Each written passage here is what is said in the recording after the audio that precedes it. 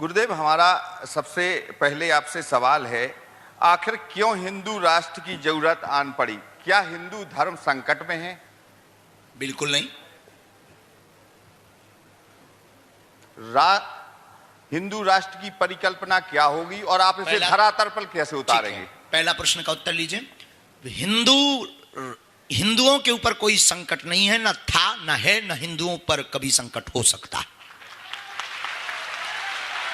हिंदू का मतलब जो हिंसा को दमन करे वो हिंदू।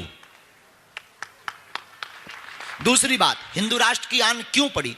हिंदू राष्ट्र की आन इसलिए पड़ी कि ये जो राम की यात्रा पर पत्थर फेंके जा रहे, जातिवाद के नाम पर ये जो रोटियां सेंकी जा रही, राजनीतिक जातियों पर ये जो रोटियां सेंकी जा रही हैं, और जो वैमनस्यता फैल रही है, धर्म को जो पाखंड बताया जा रहा है, राम को जो पाखंड बताया जा रहा है, मंदिरों को बार बार तोड़ा जा रहा है, और हमारी भारतीय संस्कृति के साथ कभी टेलीविजन के माध्यम से, कभी मीडिया के, कभी सोशल मीडिया के माध्यम से, कभी असामाजिक तथ्यों के द्वारा, कभी फिल्मों के द्वारा जो बार बार घात किया जा रहा है, इसीलिए वर्तमान में हिंदू राष्ट्र की संरचना आवश्यक है। और भारत हिंदू राष्ट्र बनेगा तो राम राज्य की परिकल्पना होगी, और राम राज्य की परिकल्पना होगी तो यह वैमनस्यता दूर होगी। तो हमें यह लगता है कि भारत जो फिर से खंड खंड होने की स्थिति की ओर जा रहा था, उससे वर्तमान में यही औषधि हिंदू राष्ट्र की बचा सकती है।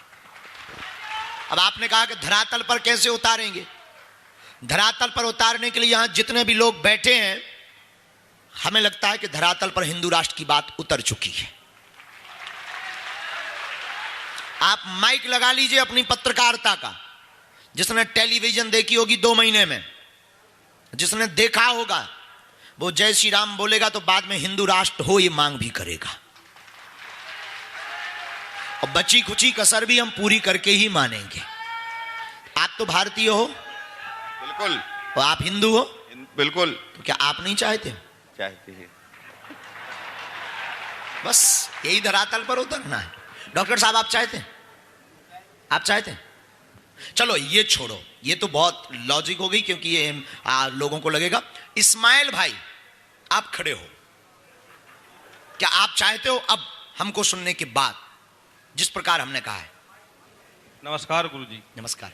हम बिल्कुल ऐसा हिंदू राष्ट्र चाहेंगे जिसमें के सबका सम्मान हो। लीजिए, और इसके बाद भी आपको अगर वो है तो आप कटनी के यूथ मुस्लिम समुदाय के पास पहुंच जाइए, जिसने हमारे समर्थन में कलेक्टर को आवेदन दिया था। गुरुजी, ऐसा हिंदू राष्ट्र हम चाहेंगे कि जिसमें किसी को दिक्कत ना हो। जिस तरीके से आपने बताया, ऐसा हिंदू राष्ट्र को हम स्वीकार करते हैं, और मुस्लिम धर्म को कहीं से कोई आपत्ति ना हो और दिक्कत ना हो। उनके जो वो कार्य करते हैं हमारे गुरुजी, उनको दिक्कत ना हो, ऐसा हिंदू राष्ट्र हम बिल्कुल पूरी तरीके से चाहेंगे, स्वीकार करते हैं। गुरुजी, आपको हम बता दें इस्माइल भाई,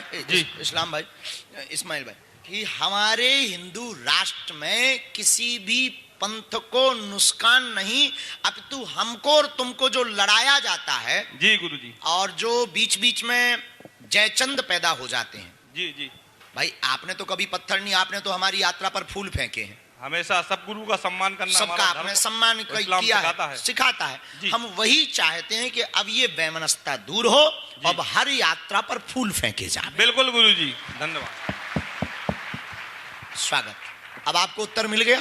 बिल्कुल गुरुदेव, एक और हमारा सवाल था। 26 तारीख को एक पुलवामा में कश्मीरी पंडित की हत्या हुई थी, वहां पे हिंदू सुरक्षित नहीं है, क्या कारण है? अब पहले अपन बुंदेलखंड और मध्य प्रदेश में हो जाएं, फिर दूसरे प्रदेशों में चलेंगे, फिर भारत में चलेंगे ही चलेंगे, पक्का है।